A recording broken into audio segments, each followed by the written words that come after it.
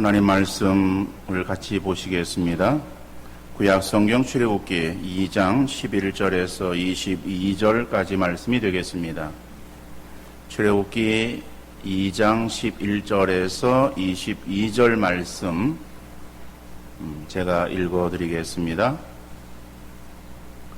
모세가 장성한 후에 한 번은 자기 형제들에게 나가서 그들이 고되게 노동하는 것을 보더니 어떤 애굽 사람이 한 히브리 사람 곧 자기 형제를 치는 것을 본지라. 좌우를 살펴 사람이 없음을 보고 그 애굽 사람을 쳐 죽여 모래 속에 감추니라. 이튿날 다시 나가니 두 히브리 사람이 서로 싸우는지라. 그 잘못한 사람에게 이르되 네가 어찌하여 동포를 치느냐 하며 그가 이르되 누가 너를 우리를 다스리는 자와 재판관으로 삼았느냐. 네가 애굽 사람을 죽인 것처럼 나도 죽이려느냐. 모세가 두려워하여 이르되 일이 탈로 되었도다. 바로가 이 일을 듣고 모세를 죽이고자 하여 찾는지라. 모세가 바로의 낯을 피하여 미디안 땅에 머물며 하루는 우물 곁에 앉았더라. 미디안 제사장에게 7딸이 있었더니 그들이 와서 물을 길어 구유에 채우고 그들의 아버지의 양떼에게 먹이려 하는데 목자들이 와서 그들을 쫓는지라. 모세가 일어나 그들을 도와 그 양떼에게 먹이니라. 그들이 그들의 아버지 르우엘에게 이를 때에 아버지가 이르되 너희가 오늘은 어찌하여 이같이 속히 돌아오느냐. 그들이 이르되 한 애굽 사람이 우리를 목자들의 손에서 건져내고 우리를 위하여 물을 길어 양떼에게 먹였나이다. 아버지가 딸들에게 이르되 그 사람이 어디에 있느냐. 너희가 어찌하여 그 사람을 버려두고 왔느냐. 그를 청하여 음식을 대접하라 하였더라. 모세가 그와 동거하기를 기뻐하며 그가 그의 딸 시보라를 모세에게 주었더니 그가 아들을 낳음에 모세가 그의 이름을 게르솜이라 하여 이르되 내가 타국에서 나그네가 되었음이라 하였더라. 아멘. 음악회의 연주가 끝나고 나면은 관객들은 앙코를 연호합니다. 한 유명한 오케스트라가 연주회를 잘 마쳤습니다. 관객들은 여지없이 환호하면서 앙코를 외쳐댑니다. 지휘자는 거기에 이제 답례로 두 곡을 앙콜송으로 연주를 했어요. 그래도 이 관객들이 거기에 그치지 않고 계속해서 환호합니다. 막 일어나서 휘파람을 불면서 앙코를 연호합니다. 그런데 지휘자가 그만 관객들을 향해서 인사를 하고 그리고 오케스트라 단을 이끌고 퇴장하는 거예요. 관객들은 계속해서 환호를 합니다. 연호를 하고서 앙코를 외쳐댑니다. 다시 나와서 한 곡을 더 하지 않을까 기대를 했지만은 거기에서 끝이 났습니다. 여러분, 오케스트라가 그렇게 관객들이 막 연호하면서 앙코를 외쳐댔지만은 두 곡을 연주를 하고서 그리고 더 이상 연주를 하지 않았어요. 왜 그랬겠어요? 지휘자 마음에 앙콜 곡이 두 곡만 연습을 했기 때문에 그래요. 더 이상 환호한다고 연습하지 아니한 곡을 무대에 올릴 수는 없었던 것입니다. 그러니까 준비한 것, 그것을 관객들에게 연주하는 거예요. 그러니까 아무리 그 오케스트라단이 훌륭하고 잘하는 오케스트라단이라 할지라도 준비되어지지 아니하면은 함부로 올리지는 않습니다. 왜 그런가 하면은 그러다 큰 낭패를 당하기 때문에 그런 거예요. 예술뿐만 아니라 우리의 인생이나 우리의 신앙도 역시 마찬가지입니다. 하나님께서는 우리에게 있어서 준비되어진 그러한 사람들을 통해서 하나님의 복을 우리에게 주어지는 복으로 바꾸어 주시는 하나님이시다. 그러니까 우리가 신앙으로 준비되어야 되는 거예요. 우리 인생도 마찬가지예요. 우리 인생에 있어서 우리가 성공하기 위해서는 준비되어진 그러한 가운데에 하나님의 역사가 더 일어나게 되어지는 것이다. 그러니까 우리가 세상을 살아가면서 그저 운이 없어서 내지는 내게 있어서 그저 뭐 우연찮게 이런 어떠한 말들은 사실은 그것은 의미 없는 거예요. 우연히 일이 되어지는 것이 아니에요. 우리에게 어떠한 행운이 주어져서 그래서 갑작스럽게 우리에게 어떠한 것이 주어지는 것이 아니라 준비되어진 가운데 하나님의 역사가 우리에게 임하게 되어지는 것이다. 오늘 본문에서 보면은 하나님께서 모세를 이스라엘 백성의 지도자로 세우시기 위해서 준비시키시고 계시는 것을 볼 수 있습니다. 물론 오늘 본문에 제가 읽어드린 말씀은 11절에 짧은 말씀이에요. 그렇지만은 그 말씀 속에서 40년에 그리고 80년에 그러한 그 긴 시간이 거기에 들어있는 거예요. 다시 말하면 40년 동안의 애굽에서의 훈련, 그리고 이어서 40년 동안 미디안 광야에서의 훈련, 그죠? 그래서 준비시켜서 결국에는 80이 되어진 모세를 하나님께서 이스라엘 백성의 지도자로 결국엔 세우시고 그리고 40년 역사하시는 것을 우리가 성경을 통해서 볼 수 있습니다. 자, 짧은 이 말씀 속에서 나타나고 있는 하나님의 준비시키심을 우리가 볼 때에 첫 번째로 모세가 장성한 후에라고 말씀하고 있어요. 오늘 보면 11절의 말씀을 보면은 초두에 모세가 장성한 후에 그랬어요. 근데 이 모세가 장성한 후에라고 하는 것은 얼마나 되었는지 시간적인 그러한 숫자가 나오질 않습니다. 근데 사도행전, 신약성경 사도행전 7장 22절로 23절의 말씀을 보면은 모세가 애굽 사람의 모든 지혜를 배워 그의 말과 하는 일들이 능하더라. 나이가 40이 되매 그 형제 이스라엘 자손을 돌볼 생각이 나더니 라고 말씀하고 있어요. 그래서 여기에서 오늘 본문에서 모세가 장성한 후에라고 하는 것은 이미 40이 되어진 모세를 말하고 있습니다. 그러면은 40년 동안 모세는 무엇을 했는가? 이거는 바로의 궁에서 애굽의 모든 학문들을 다 수하겠다 하는 것을 알 수 있습니다. 그러니까 지금 40이 되어진 그 모세는 이스라엘 백성들, 다른 자기 민족의 그러한 사람들보다 더 뛰어난 그러한 이제 지식을 가지고 있어요. 그렇죠? 더 많은 그러한 배움이 있었습니다. 자, 그런데 40이 되어진 그 모세가 사도행전 7장 23절의 말씀 보면은 나이가 40이 되매 그 형제 이스라엘 자손을 돌볼 생각이 나더니 그랬어요. 이스라엘 자손을 돌볼 생각이 났다. 자, 그러면은 이스라엘 자손을 돌볼 생각, 그것은 어떻게 해서 생긴 것인가 라고 하는 것이죠. 다시 말하면은 40년 동안 모세는 이 바로의 궁에서 애굽의 모든 학문들을 다 배웠습니다. 그러면은 애굽에서의 배운 그 40년에 그러한 그 학술들이, 학문들이, 그 지식들이 모세로 하여금 이스라엘 백성들을 돌볼 생각이 나게 했는가라고 하는 거예요. 물론 그것은 아닙니다. 그러면은 모세의 마음 가운데에 이스라엘 백성들을 돌볼 생각이 났다라고 하는 특별한 마음이 그가 들은 것은 40년의 애굽에서의 그 교육 이전에 모색이 있었던 그러한 교육의 효과였음을 우리가 잊어서는 안 될 것입니다.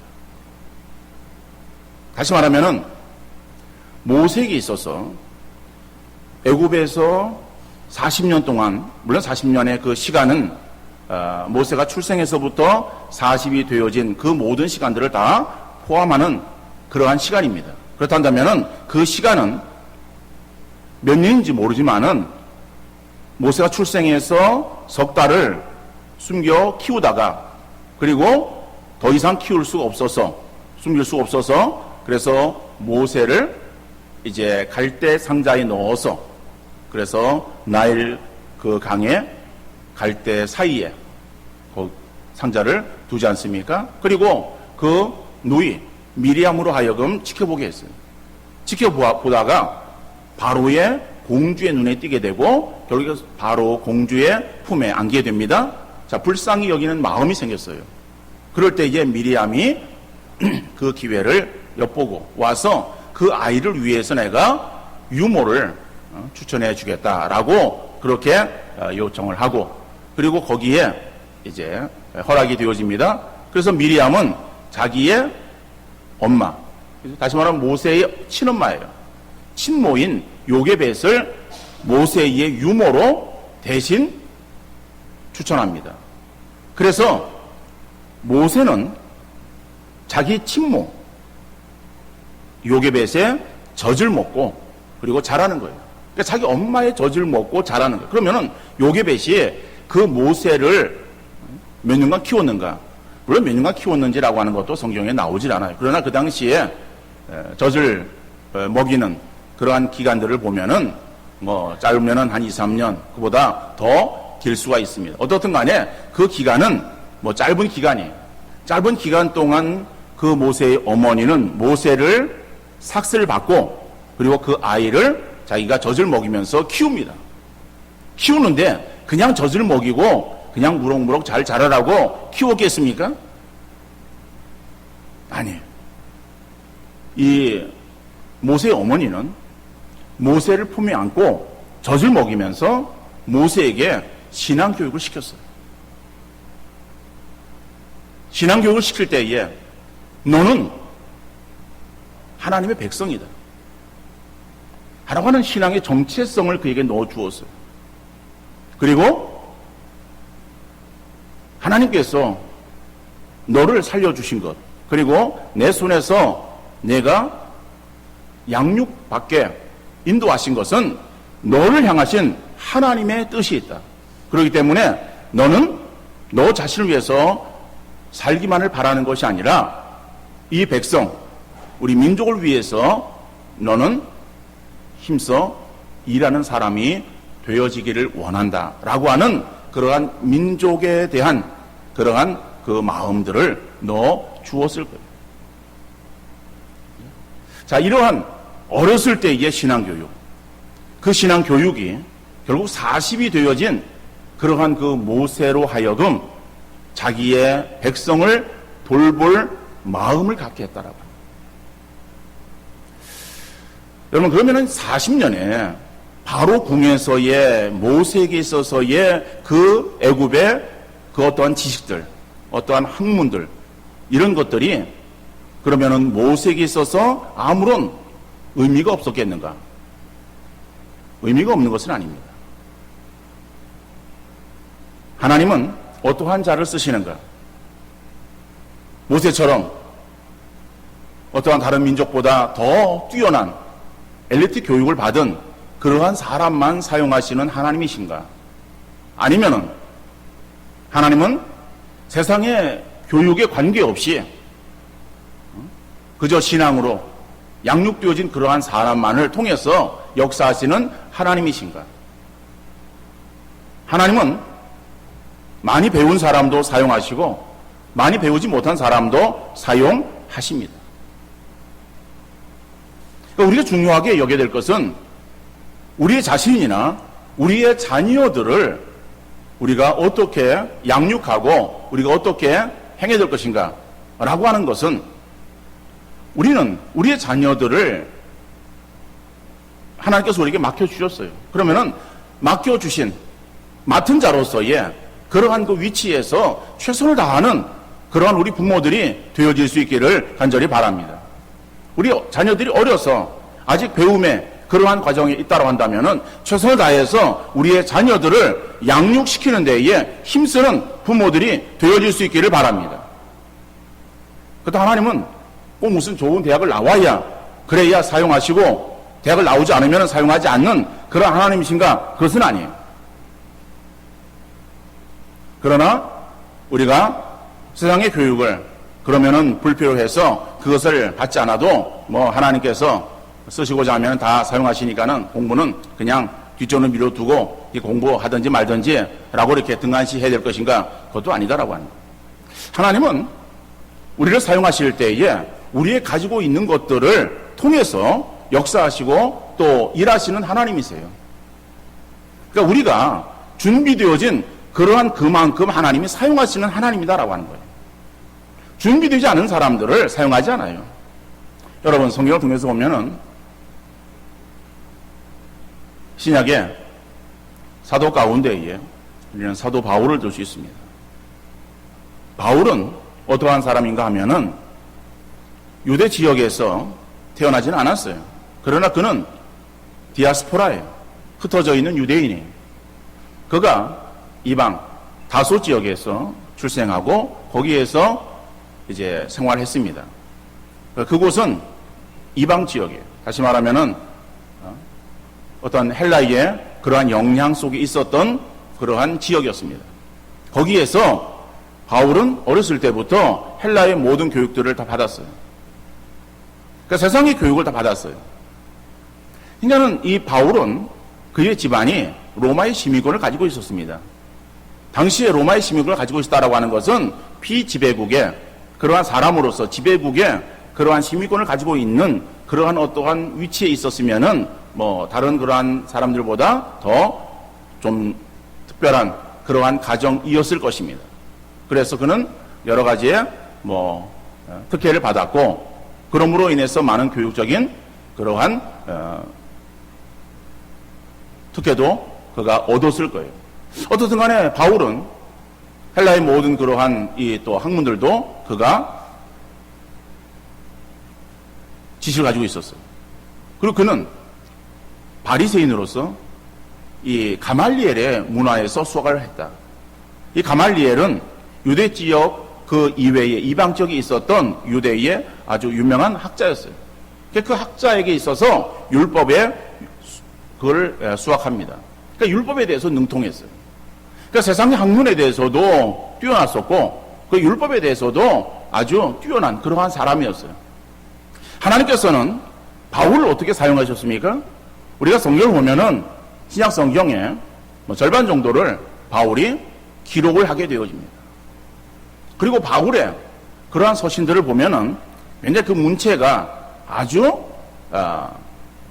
고급적인 그러한 문장들을 사용했습니다. 그리고 수사적인 그러한 이 표현들을 사용한 그러한 이 글을 썼어요. 그에 반해서 베드로의 이 서신을 보면은 베드로의 글은 굉장히 투박합니다. 그러니까 베드로는 어떠한 뭐 율법이라든지 아니면 어떤 세상의 교육이라든지 이런 것들에 대해서 뭐 많이 배웠다라고 그렇게 성경은 뭐 언급하고 있진 않아요.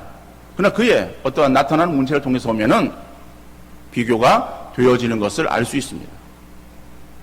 그러면은 하나님께서 바울을 크게 쓰시고 베드로를 크게 쓰지 않는 하나님이신가? 아닙니다. 하나님의 역사하심은 바울이나 베드로나 다 하나님께서 귀하게 사용하셨어요. 그런데 사용하시는 그러한 이 부분들이 달랐다라고 하는 거예요. 베드로를 통해서 많은 일들을 행하셨지만은 그러나 베드로는 베드로를 가지고 있는 그러한 여건들, 준비되어진 그러한 상황 속에서 하나님께 베드로를 사용하셨고 바울이 준비되어진 그러한 상황 속에서 바울을 사용하셨음을 알 수 있습니다. 그렇다면 우리의 자녀들을 우리가 어떠한 세상적인 학문들을 주입시키고 그들을 이제 공부시키는 데에 우리가 부모로서 할 수 있는 최선의 노력들을 경주하는 우리 귀한 신앙의 부모들 되어질 수 있기를 간절히 바랍니다. 그러나 다시 말씀드리면은 모세가 하나님의 백성들을 이제 돌볼 그러한 그 마음이 생겼다. 다시 말하면 하나님의 어떤 역사를 이제 이루기 위해서 한 걸음 더 나아가며 그 다음에 그런 어떠한 일에 있어서의 어떤 동기가 유발되어지는 것은 40년 동안 바로 궁에서 수확한 그러한 학문으로 인한 것이 아니라 짧은 시간이지만은 어머니 요게벳으로부터 배운 신앙 교육이 그로 하여금 하나님의 그러한 일들을 행할 수 있는 그러한 몸부림의 시작이었다라고 하는 것을 우리가 잊어서는 안 될 것입니다. 그렇기 때문에 우리 신앙의 부모들은 우리의 자녀들에게 있어서 무엇을 더욱더 귀하게 여겨야 될 것인가 하면은 그들에게 있어서 신앙교육은 뒤로 미루고 하나님 앞에 예배 드리는 것은 다음에 하고 먼저 학교 공부를 해야 되고 그리고 학원에 우선적으로 출석해서 열심히 배우는 것을 먼저 하라고 교육하는 것보다는 우리의 자녀들에게 있어서 신앙교육을 시키는 신앙의 부모들 되어질 수 있기를 간절히 바랍니다. 여러분, 우리 자녀는 우리가 출생을 시켰어요. 다시 말하면 우리 자녀들은 부모를 통해서 세상에 나왔어요. 그러지만은 그 자녀들은 부모의 소유물이 아닙니다. 여러분, 그 자녀는 내 자녀이지만은 내가 마음대로 할 수 있는 내 자녀라고 여러분 생각하지 마시길 바랍니다. 여러분, 그 자녀는 여러분의 가정을 통해서 부모된 여러분을 통해서 하나님께서 맡겨주신 거예요. 이 땅을 보내시기 위한 하나의 통로로 여러분을 사용하신 것이지 그 자녀는 이 땅에 보내신 하나님의 자녀라고 하는 것을 여러분들 잊지 마시기를 바랍니다. 그러면은 하나님께서 나를 통해서 맡겨주신 출생케 하신 내 자녀, 그럼 그 자녀를 우리가 어떻게 양육해야 될 것인가 라고 하는 건 부모의 책임이에요. 그 부모의 책임을 감당할 때에 어린 아이들의 그러한 그 마음 가운데에 하얀 도화지와 같은 그러한 그 백지 같은 그러한 그 마음 가운데에 먼저 넣어줘야 될 것은 하나님을 공경하는 하나님을 경외하는 믿음을 그들의 심령 속에 새겨주는 신앙의 부모들 되어질 수 있기를 간절히 바랍니다. 너는 하나님의 자녀야. 너는 하나님의 백성이야.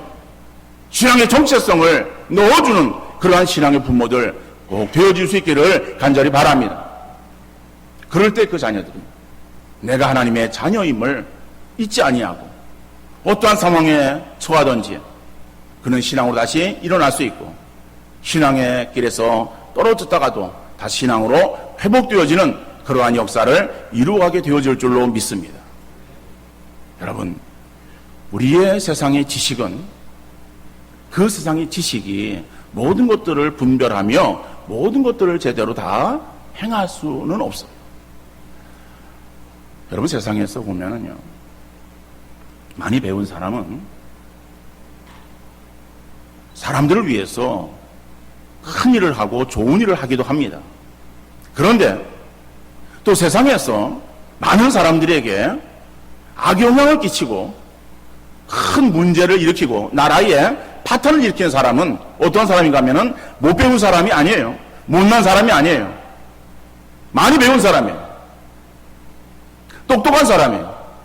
그런데 그 똑똑함, 그 잘남, 그 지식이 잘못 사용되어지면은 그러면은 다른 사람들에게 있어서 엄청난 피해를 줄 수 있다라고 하는. 그러면은 우리 가지고 있는 지식을 잘 활용할 수 있는 그러한 비결이 무엇이냐? 그것이 그 지식을 움직이는 지혜예요.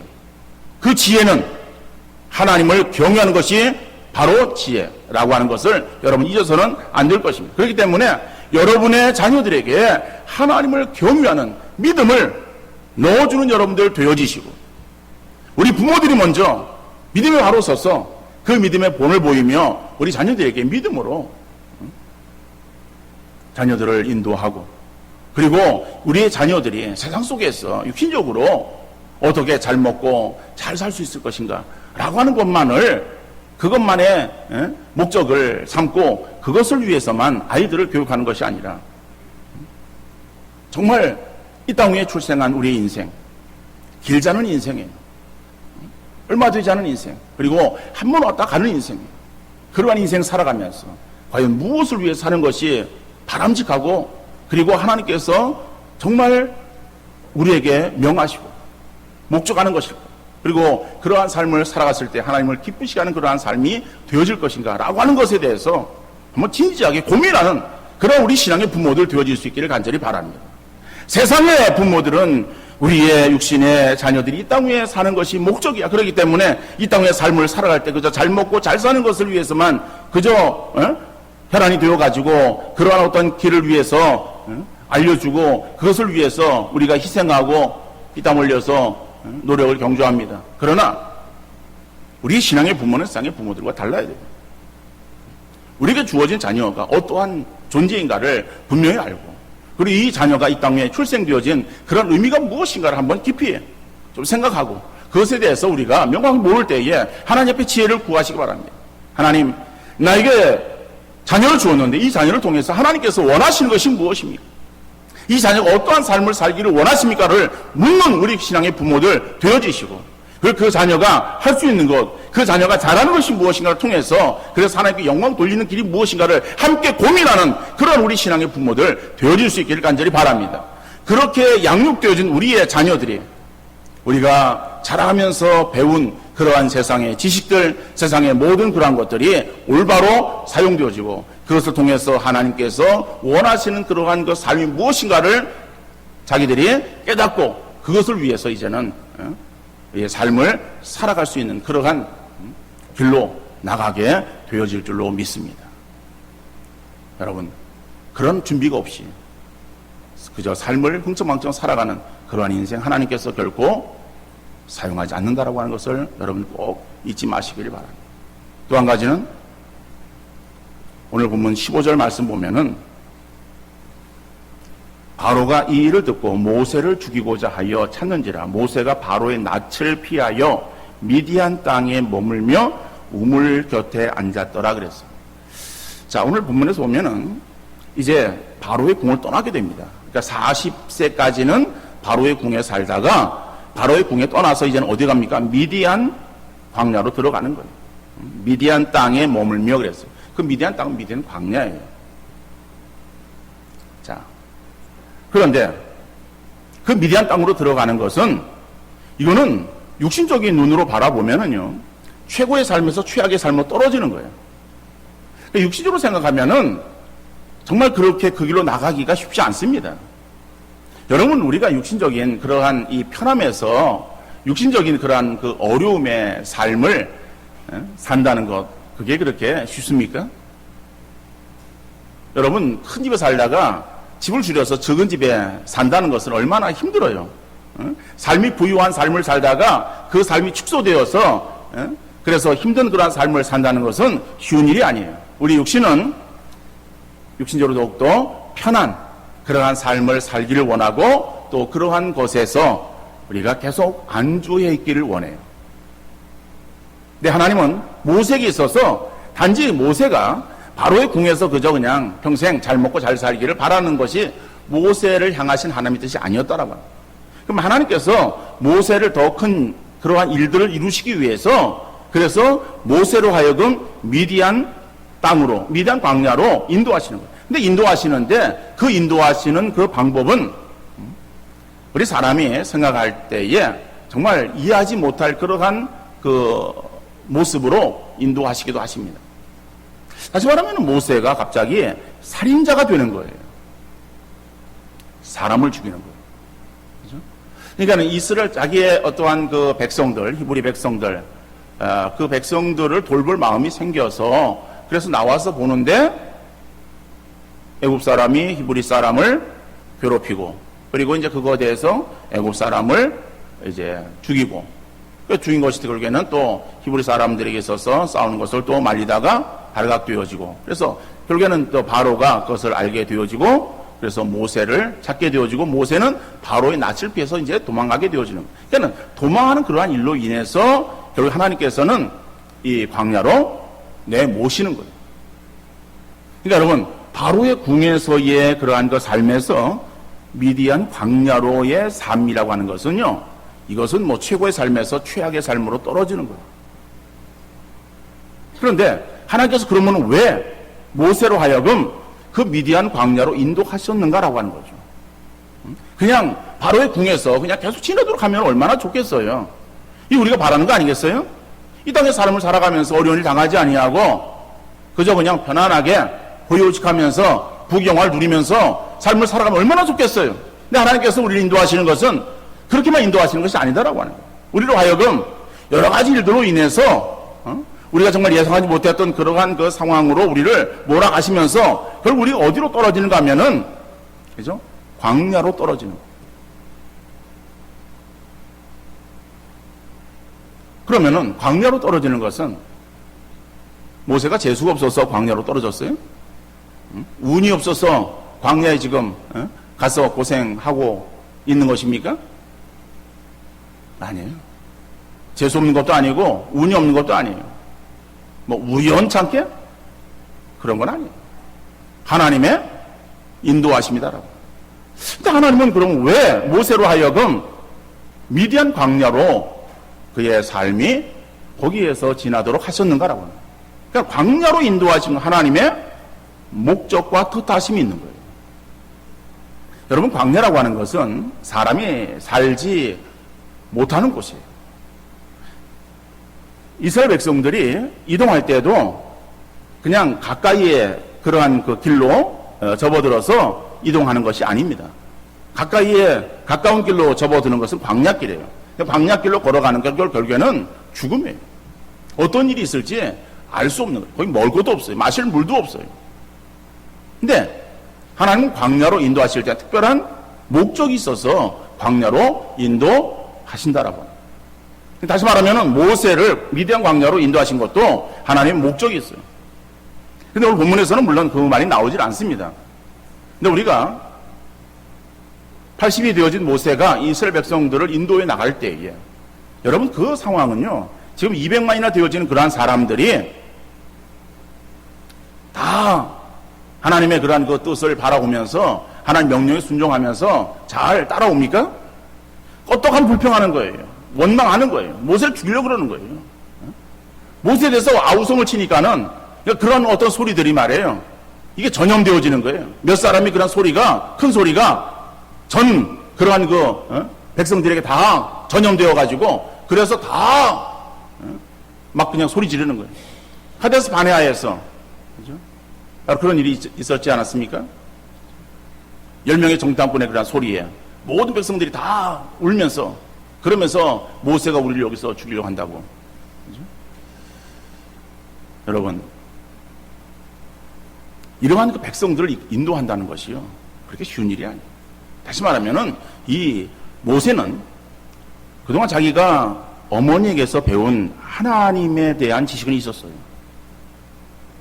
신앙교육으로 인해서 내가 이스라엘 백성이고 하나님 백성이고 내가 하나님 백성들을 인도해야 될 그러한 일을 해야 되겠다라고 하는 그런 어떤 사명에 그가 마음을 가지고 있었을 거예요. 그렇지만은 그런 일을 감당하기에는 아직 모세의 그러한 이 믿음이 온전한 믿음이 아니었다라고 합니다. 하나님 그 모세의 믿음이 더 온전한 믿음이 되어지기를 원하셨던 거예요. 그래서 광야로 인도하십니다. 그러니까 광야라고 하는 것은 그죠? 어려운 일이 있고 거기에 문제를 만났을 때에 사방을 둘러보아도 자기에게 도움이 되어지지 못하는 것이에요. 도움이 오지 않는 것이에요. 자, 그런 곳에서 어려움을 만나게 되어지면은 그 어려움 가운데서 그냥 주저앉아 버리고 포기해 버리도록 하기 위해서 하나님께서 광야로 모세를 인도하시고 또 이스라엘 백성들을 인도하셨고 신앙의 사람들을 거기로 인도하셨는가? 그것이 아니었다라고 합니다. 광야는 하나님을 바라보고 하나님을 만나는 그러한 장소로 하나님께서 광야를 사용하시는 것을 볼 수 있습니다. 이스라엘 백성들이 40년 광야 생활을 했어요. 그 광야는요, 40년 동안 이스라엘 백성들이 광야 생활을 해야 될 이유가 없어요. 우리 성지순례 하시는 분들은 이집트에서 이스라엘 그 땅을, 물론 우리는 차를 타고 이동을 했었습니다. 그런데 차를 타고 이동해도 불과 그저 반나절이면 돼요. 반나절이면 갈 수 있는 그러한 거리를 걸어간다고 할 때에, 그럼 반나절은 아니죠. 걸어가면 날씨도 더운 날씨예요. 그러니까 잘 많이 못 건다 할지라도 며칠이면 갈 수 있는 거리예요. 며칠이면 갈 수 있는 거리를 40년 동안을 왜 광야에서 방황하게 만들었을까라고 하는 거죠. 하나님께서 이스라엘 백성들에게 있어서 못마땅해서 그랬을까? 그게 아니에요. 이스라엘 백성들을 사랑하셨고, 사랑하는 그러한 그 이스라엘 백성들을 하여금 더욱더 광야 생활을 통해서 하나님을 바라보고 하나님을 찾도록 하기 위한 인도하심이었다. 그렇다면은 모세를 통해서도 마찬가지. 여러분, 우리에게도 광야가 있어요. 우리 광야가 어디입니까?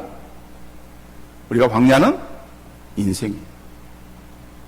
우리의 인생을 말할 때 어떻게 비유해서 말합니까? 광야와 같은 인생이라고 말해요.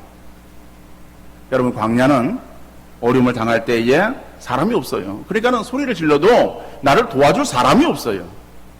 우리가 인생을 살아갈 때에 우리가 많은 어려움을 당합니다. 근데 어려움을 당할 때 여러분들 그 어려움을 가지고 소리 지르고 하소연하고 울부짖고 해보세요. 나를 도와줄 사람이 누가 있는가? 옆에 있는 배우자? 나의 진정한 도움이 되지 못해요. 그렇다고 뭐 좀 배우자를 믿지 말라는 얘기는 아니에요. 그죠? 여러분, 우리의 그 속상한 마음, 그 안타까운 마음, 내 옆에 있는 배우자가 알아줍니까? 다 몰라요. 아는 것 같지만은 몰라요. 자녀들이, 부모가, 형제가 아니에요. 그리고 세상에 다른 사람들이 어떠한 물질이, 권세가, 힘이 나에게 도움이 됩니까? 아니에요. 광야 같은 인생을 걸어갈 때에 나에게 도움이 되는 것은 아무것도 없어요. 근데 아무것도 없는 그러한 인생길을 하나님께서 우리를 하여금 걷게 만드시는 거예요. 그럼 그 인생길 속에서 하나님께서 원하시는 것이 하나 있어요. 그게 뭡니까? 하나님을 찾도록 하기 위한 하나님의 부르심, 인도하심. 여러분, 우리가 하나님이라고 하는 그러한 하나님에 대해서 성경을 통해서, 아니면 성경을 읽고 그리고 배워서 하나님이 어떤 분이다라고 하는 것을 아는 것으로 그치는 것이 우리의 하나님에 대한 온전한 지식이 아니에요. 우리가 신앙생활 행할 때 우리의 신앙은 체험적인 신앙이 되어야 돼요. 그 체험적인 신앙이 되어야 된다는 것은 뭘 환상을 봐야 된다, 무슨 뭐 꿈을 꿔야 된다, 이런 것이 아니에요. 뭐예요? 나에게 역사하시는 하나님은 어떤 하나님이십니까? 정말 내가 붙들고 내가 체험한 그 하나님은 어떤 하나님이신가라고 하는 것을 하나님 분명히 알기를 원하십니다. 그래서 다른 사람이 고백하는 하나님이 아니라 내가 고백하는 하나님, 내가 믿는 하나님, 그 하나님이 나에게 있을 때에, 그 하나님을 만날 때에 우리의 신앙은 결코 흔들리지 않습니다. 어떠한 상황 속에 떨어든지 우리의 신앙이 흔들리지 않는 거예요. 근데 그런 믿음이 없으면은 조그만한 어려운 일을 만나도요, 떠나는 거예요. 열심히 신앙생활 행해도 떠나는 거예요. 신앙이 없어서는. 교회만 다닌다고 신앙인이 아니에요. 하나님에 대한 지식, 우리가 사도신경을 통해서 우리의 신앙 고백한다고 우리가 신앙이 있는 것이 아니에요.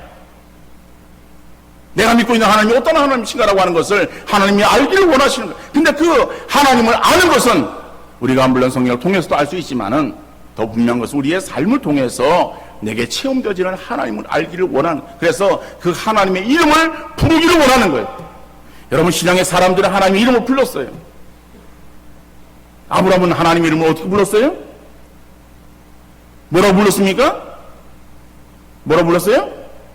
여호와 이레.